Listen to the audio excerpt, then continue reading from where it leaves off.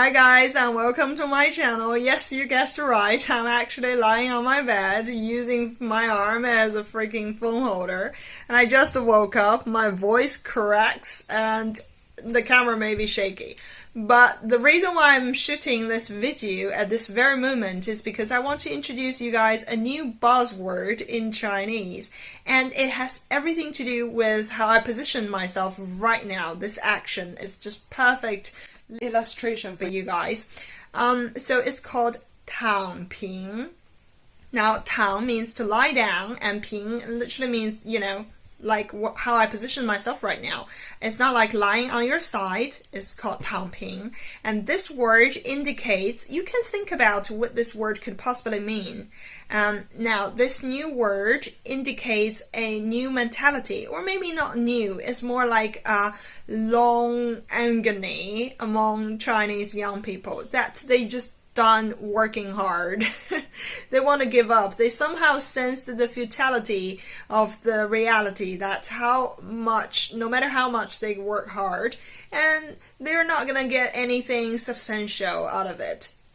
So they've decided, instead of trying to advance in your career, get that promotion, and buy that house, get that car, they've decided to lower their desires and settle with what they have right now and scrape by with the money they have right now. Do not overwork themselves, and do not chasing for the things like luxurious things or stuff like that. So minimize your desires and get by and enjoy what you have right now.